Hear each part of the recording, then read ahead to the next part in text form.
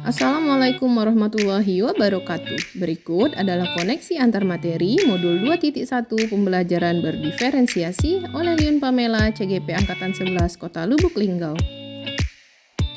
Apa itu pembelajaran berdiferensiasi? Pembelajaran berdiferensiasi adalah usaha guru dalam menyesuaikan proses pembelajaran di kelas untuk memenuhi kebutuhan belajar individu murid. Lantas, bagaimana cara guru untuk dapat melakukan pembelajaran berdiferensiasi di kelas? Untuk melaksanakan pembelajaran berdiferensiasi di kelas, maka guru harus memahami hal-hal berikut. Pertama, memahami tujuan pembelajaran.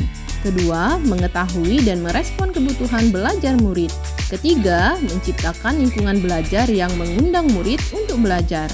Yang keempat, melakukan manajemen kelas yang efektif. Dan yang kelima, melakukan penilaian berkelanjutan. Berkaitan dengan kebutuhan belajar murid, guru harus memahami 3 aspek berikut.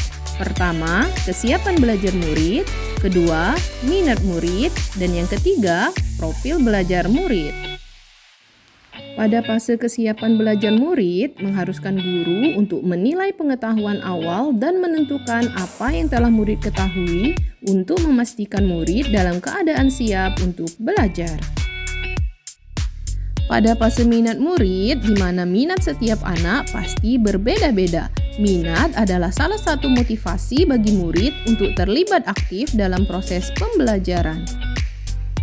Pada profil belajar murid, ada beberapa faktor yang mempengaruhi, yaitu lingkungan, budaya, gaya belajar, dan kecerdasan majemuk. Kebutuhan belajar murid dapat diidentifikasi berdasarkan cara-cara berikut ini, yaitu pertama, mengamati perilaku murid. Kedua, mengidentifikasi pengetahuan awal. Yang ketiga, mereview dan melakukan refleksi terhadap praktik pengajaran. Yang keempat, berdiskusi dengan guru sebelumnya. Yang kelima, membaca rapot murid di kelas sebelumnya. Dan yang keenam, menggunakan berbagai penilaian formatif dan diagnostik. Terdapat 3 strategi untuk mendiferensiasi pembelajaran. Yang pertama, diferensiasi konten. Yang kedua, diferensiasi proses. Dan yang ketiga, diferensiasi produk. Diferensiasi konten berkaitan dengan apa yang kita ajarkan, seperti materi, konsep, atau keterampilan yang perlu dipelajari berdasarkan kurikulum. Diferensiasi proses merupakan kegiatan yang memungkinkan murid berlatih dan memahami konten dengan cara membedakan proses yang harus dijalani oleh murid. Sedangkan diferensiasi produk merupakan bukti yang menunjukkan apa yang murid telah pahami dengan cara membedakan atau memodifikasi produk sebagai hasil belajar murid, hasil latihan, penerapan, dan pengembangan apa saja yang telah dipelajari. Lalu, adakah keterkaitan antara modul pembelajaran berdiferensiasi dengan modul-modul sebelumnya? Untuk dapat melakukan pembelajaran berdiferensiasi, maka guru harus berusaha memenuhi kebutuhan belajar anak sesuai dengan kodrat alam dan kodrat zaman berdasarkan filosofi Ki Hajar Dewantara yang dipelajari pada modul 1.1.